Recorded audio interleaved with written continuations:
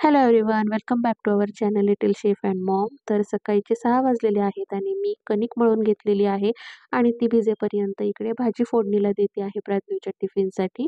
तर टिफिनला आज मी करणार आहे साधी, सोपी आणि प्राजूला आवडणारी अशी कोबीची भाजी. एकीकडे भाजी टाकली आहे, पाणी गरम करायला ठेवलं आहे अंघोळीसाठी त्याला आणि दूध गरम करायला ठेवलं आहे पिण्यासाठी. त्याच्या अंघोळीचं पाणी आता तापलेलं आहे म्हणून मग मी मला पिण्यासाठी थोडंसं पाणी कोमट करून घेतलं आणि लगेचच तवा मांडलेला आहे.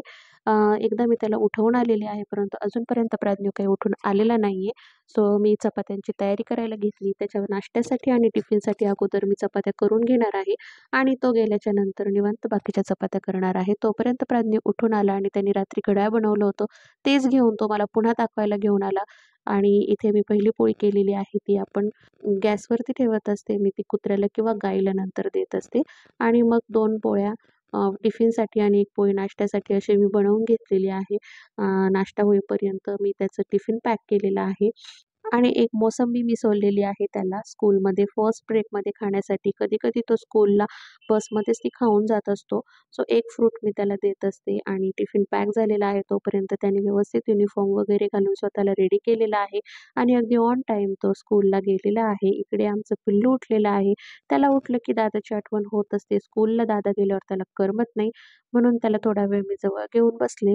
तेवढाच काय तो वेळ तो शांत असतो, नाहीतर दिवसभर तो घरामध्ये इकडून-तिकडं धावत असतो. सकाळीच त्याचं आणि बाबांचं काहीतरी महत्त्वाचं बोलणं चाललं होतं. सो अंघोळ वगैरे करून आता तबला वाजवत-वाजवत आम्ही अंजीर खाल्लेला आहे आणि नंतर भाकरी केली आहेत मी आणि तोपर्यंत आईने छान असा लोण्याचा गोळा काढून तूप कढायला ठेवलेला आहे. तूप कढून झालं की आम्ही गेलो आहे मंदिरामध्ये. तोपर्यंत थोडंसं बाकीचा स्वयंपाक उरकवलेला आहे. एक फूल वाहून बाप्पाचा नैवेद्य खाऊन आम्ही घरी आलेलो आहे आणि मग तूप थंड झाल्याच्या नंतर ते मी गाळून घेतलेलं आहे. उरलेल्या बेरीमध्ये मी पुन्हा पाणी घालून त्याला उकळून घेतलेलं आहे गाळून. आता हे फ्रीजमध्ये ठेवून घ्यायचं म्हणजे सगळं तूप व्यवस्थित यूज होतं. तोपर्यंत आता स्वयंपाक झाल्याच्या नंतर किचन ओटा खूप खराब झाला म्हणून मी तो क्लिनिंगला घेतलेला आहे. कारण की स्वच्छ करून नंतर मला पुन्हा रेसिपी करायची असते. सो मी सगळं व्यवस्थित आवरून लागेल तेवढे भांडे घासून घेतलेले आहेत आणि रेसिपीला तयारी केलेली आहे. अशा पद्धतीने अर्धा दिवस माझा जातो आणि नंतरचा अर्धा दिवस मला एडिटिंगसाठी लागतो. आता इथे तूप जे आहे ते थिजून वरती आलेलं आहे आणि उकळलेलं पाणी जे खाली राहिलेलं आहे. अशा पद्धतीने जवळ-जवळ 1-1.5 चमचा तूप आपल्याला पुन्हा वापरायला मिळतं. छान ताजं ताक मिळतं ज्या दिवशी तूप होतं त्या दिवशी आणि मस्त असं मी सगळं आवरून रेसिपीला सुरुवात केलेली आहे.